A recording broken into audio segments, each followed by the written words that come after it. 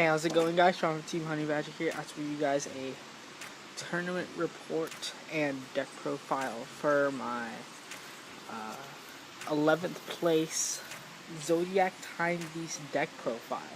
So, at the Houston Regionals, I got 11th place playing Zodiac Time Beast, as you can see with my beautiful Game of Thrones box right here. So, I'm going to give you guys a full tournament report and deck profile of what I ran.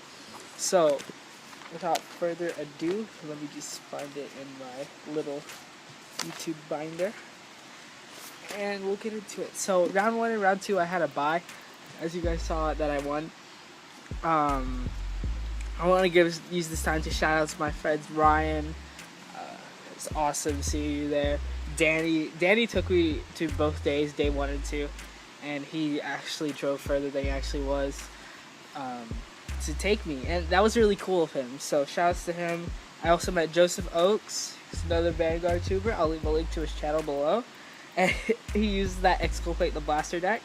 And shouts to my boys Reese and Jacob. I always love seeing them, and it was really bittersweet this time because at this time both of us were doing well at the event together, so it's really awesome. Always shouts to them, love them, great guys, all of them.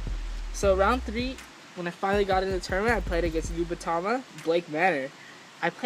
Both of us played really aggressively, and then I arranged my stride turn so I could have no field, and I only had like a trigger in the drop zone. So, because of this, he wasn't able to take advantage of his dominate, but of course, he's a smart player, as I've seen in his Vanguardians post. He was able to triple crit me, and then because he doesn't use as much of the domination-centric rear guards, his rear guards came in with a lot of pressure, and because I was able to get off one stride turn, which built my solid advantage, and I was at 4 when he did that triple crit. So his rear guards coming at me was a little bit too strong for me to handle. So yeah, I was a little bit pissed off that I lost from the get-go, but I knew I would get back into it. Round 4, I played against Narukami. So freaking Narukami. I think I let this game go longer than it should have because of next stage. I was actually trying to avoid next stage the whole tournament, but we'll see the games. I mainly used next stage day 2. Day 1 was mainly Avenir, but this card right here, Altered Dragon, this card wins me the Narukami matchup because late game it became 40k by itself because the bind zone, and then with Chrono Charge Unicorn, a card that I run, was able to reach 43. So hitting those high numbers was really, really awesome. And then round 5, I played against Luard. Luard, I decked out. He triple triggered. Yeah, I got triple triggered again, but I recovered well. And then when I finally got back into the game, he healed, and he healed off his Ezra's, which allowed him to add that perfect guard back to hand, which was able to defend my attacks the following turn. So, what can we do? What can we do? Except stay positive. Good thing is, you don't have to stay positive to be confident. If that makes sense. But, whatever. Round 6, I played against Domination again. So, opponent rode his backup grade 3. His name is Freddy. He's a nice guy. He wasn't salty or anything. He rode his backup grade 3, so I stayed stuck and rushed him. Unicorn made my Vanguard a 15k no pass, and because he could only guard 10k because I stayed stuck, I hit a crit. So that basically sealed the game. So yeah. Unicorn actually puts in work. I'll go more into it if I do it after set 12, because I actually think I'm going to keep him in. So round 7, I played against D-Robo. D-Robo, this guy was trash talking left and right. He was like, oh, it's a kid, I'm making day 2 easy, etc, etc. Now, most of you guys know that I'm above that age, but it still pissed me off that he thought, oh, I was gonna be a free win. And then, here's what happens during the game. He ends up riding Commander Laurel, so I just respond with, move back,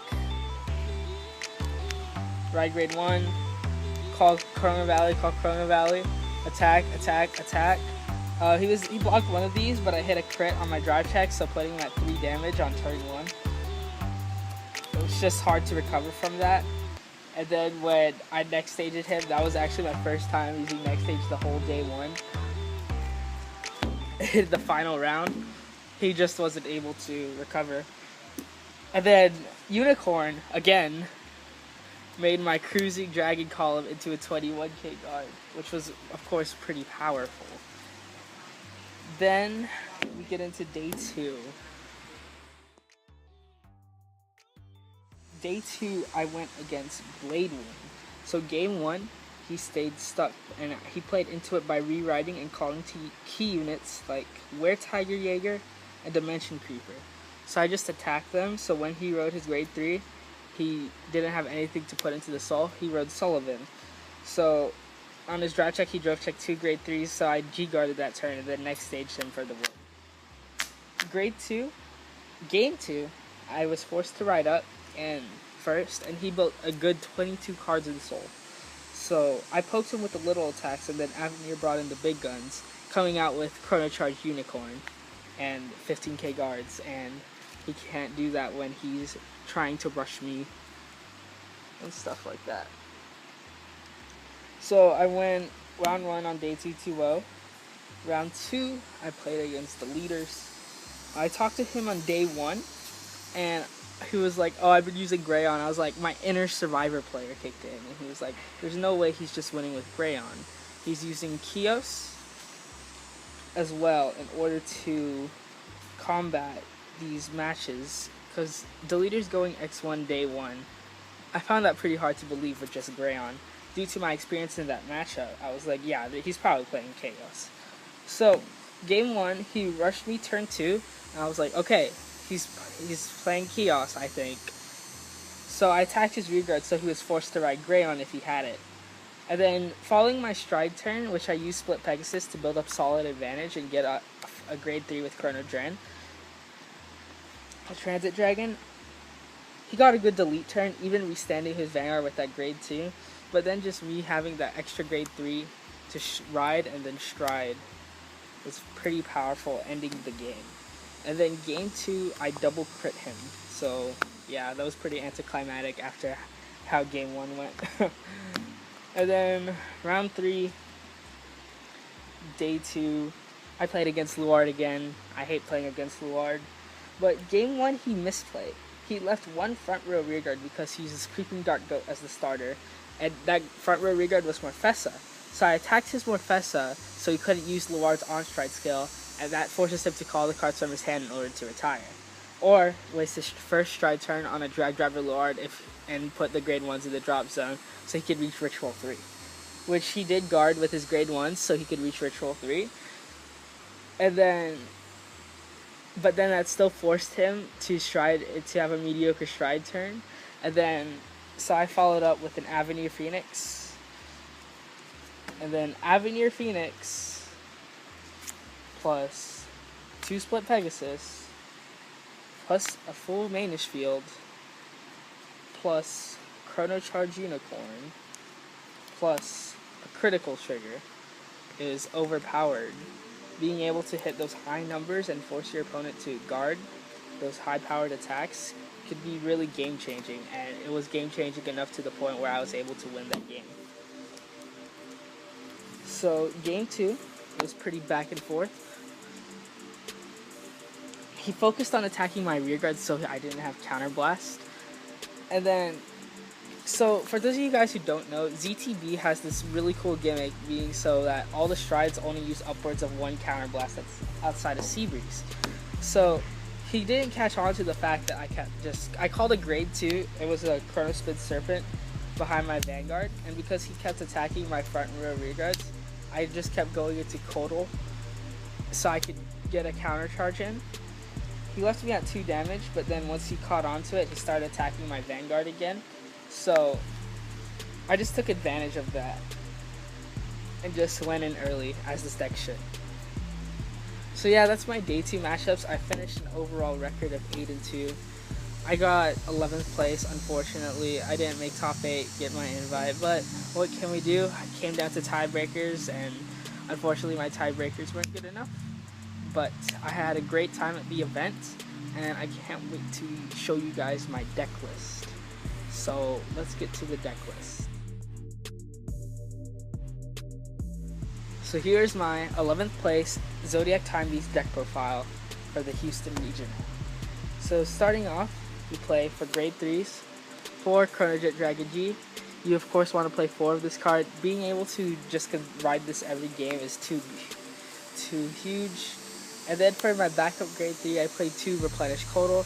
Countercharging in this deck is almost unheard of, so you just want Kotal just to make sure that you can get the countercharge in. And ZTB has this cool thing where you could take advantage of all your strides with 1 Counterblast only. Avenir Split, next stage, they all use 1 Counterblast. And Kotal helps make sure that you have this Counterblast. Next for grade 2s, 4 Rewind Tiger, sorry. Oh, this is great. Your opponent, it's like, oh, this is an 8K, because a lot of people that I played against were uneducated on what this card does. So they rode their 10K vanilla, seeing me called it 8K, not thinking that it could hit a 10K Vanguard, but then when they see me use the skill and see that it gains power to become 10K, now they're like, oh crap, we actually have to watch out and possibly defend that attack. For cruising, this card is really good. Being able to search out a Zodiac Time Beast from the top 3 always helped me add a Stride Fodder, grade 3, Perfect Guard, or Heal Trigger, and then stack triggers at the bottom. Next 4, Chronospin Serpents. You want the defense. The defense in this deck is really huge because in this deck you play down as hard as you can so you could have a most optimal first stride turn with Avenir Phoenix or Split Pegasus if you don't have the field.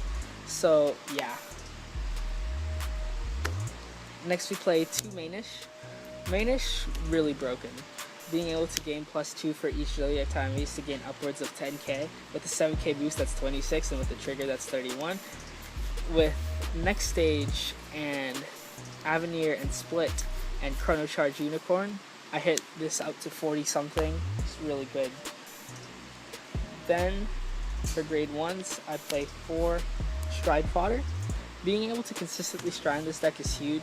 Even though you get to search off the grade 3 with Dran, you want to leave your grade 3s in the deck just in case you will have to call them off of Split, or not even Split, sorry, off of Time Leap or whatever. But I did use the skill sometimes to make sure that if I damage check a Kotal early, I could search out the second one, put it in the drop zone, and then G-Guard with Allure to send it back. One thing that this deck can do that other decks can't is recycle its pieces effectively. Next we play 4 Arca, pretty standard for a Zodiac Time Beast deck. Being able to add itself back into hand upwards of to Perfect Guard 7 times max, really awesome. And discarding Arca for Arca is actually not that bad either if you have like important combo pieces in your hand. So you could discard this and then add it back to hand the following turn. Because it's like your opponent's gonna know anyway. Next we play 4 Transit Dragon. Because I said you play down as hard as you can with this deck, you will, as soon as I draw this, like turn 2 or turn 1, I call it. Because like if they're gonna attack it, it's whatever, because I could just search out more. Or I could just put it in the front, attack for 7, and then they'll have to guard it. Or I put it in the back behind my Rewind Tiger, and that's a booster. So booster is a booster. If you need one, just call it, especially in this deck. Just to play 1 Claire Charge Unicorn. One of my very good friends recommended that I play this card, and she was right. Won me 5 games and came in clutch in a lot. I was originally playing Jackal in this spot, but I decided to play Chrono Charge on her recommendation, and it was really, really good. I will show you guys a combo that I used against Domination with this. So next for triggers, I'm playing 4, 12 crit. With set 12 and the loop coming with Spearhead Unicorn, I'm gonna have to look at the different ways how we could effectively use the loop or not use it at all. So we'll see. 4 heal, gotta heal, and of course the starter is Dran. Being able to search out an extra beat stick or a transit column, really big. I don't think you should play 2 because you want to leave some of the grade 3s in your deck to call off Avenir Phoenix, because it also leads to increase your chances of deck out, which is really easy to do in this deck. So for the G zone, it should be pretty standard. I play 4 Avenir Phoenix. Being able to use this card as your first stride to get off a 4th attack is really big, especially if your opponent is like guarding early. You just want to go in as hard as you can with this card, and its skill allows you to do that. For next stage, I don't think Groovy is that necessary in this deck. I'd much rather have the second Split Pegasus. Split Pegasus is actually really underrated. I think that the extra 2k to your front row, people don't realize is that strong. But I will show you guys a few combos that I did using 2 of this guy. And I did mention in the tournament report that it did win me some games. So, yeah. And then, for the 1 attack Alter Dragon, I used this card once the entire tournament. And that was in round 4, Narukami. This card's actually going to be really relevant. If they stack up your bind zone a lot and they don't have a PG in the new Narukami, that's pretty GG. 1 Seabreeze, didn't use it, sadly. And then for G-Guards, I played 2 Heterahound and 2 Uluru. I didn't use Heterahound more than once. The skill, sometimes I just vanilla G-Guarded with it. But I did use both Ulurus mostly twice each game if I had the opportunity to. Both Ulurus actually really good.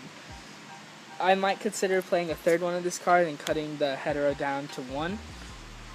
Because ZTB can't take advantage of it like Time Leap can with, well, birds. ZTB can't take advantage of it like Time Leap can.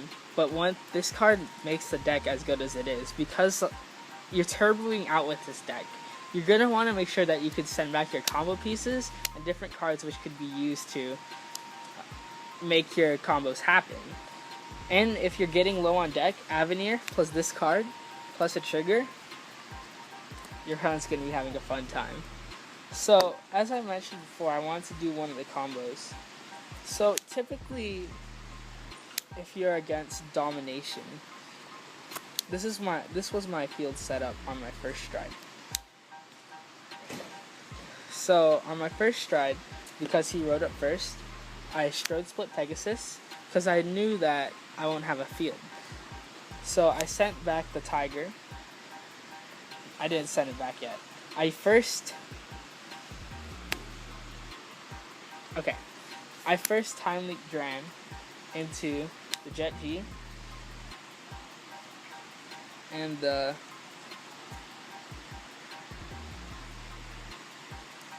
hold up. This was my setup. Okay. My stride turn went like this. So I had this, right? And then I intercepted with the 10k or whatever. This was my field of sorts. So I strode Split Pegasus. I used Dran to time leap the Chrono Jet Dragon G into this and the Chrono Charge Unicorn. Chrono Charge Unicorn gave 3k to transit, making this a 21k column. So then I would use Split Pegasus skill, flipping up a copy of itself. So your front row will gain the 1k to call double Transit Dragon. And then you would move the Unicorn up front so you could abuse all the transit skills. All 3 of these would be gone, this would be going back to the deck, and this would be going to your hand. So this is essentially a +5, a card advantage, and then this gaining power to one of your units turns it into some solid numbers. Like this could be 16 if you had a transit back here. I turned this into a 22. But yeah, that was Split Pegasus. Definitely underrated card. If you have it, I'd look into it. And I don't think it would be taken out for set 12 because I think 4 Gear Nexus is really good. So yeah, but MVP throughout the day has to be Chrono Charge Unicorn. Gotta shout out Chrono Charge Unicorn for how much work it put in. And my blindness to see that this card's actually really good. So, and I've noticed the price went up, so I don't know if I had something to do with it. People asked me about why I'm playing this trash card, well, it's actually pretty good. So, anyway guys, thank you all for watching. Thank you all for y'all's support lately. I'm actually recording the spot where I was when Harvey hit and where I was volunteering. So, hit that thumbs up for recovering through hurricanes, and my heart goes out to all of you guys who were affected by any of the hurricanes lately. I'm actually going to leave donation links down below in the description. So anyway guys, thank you all for watching. Have a great day. Leave a comment and subscribe. I'm so close to 500. Peace out, and I love you guys.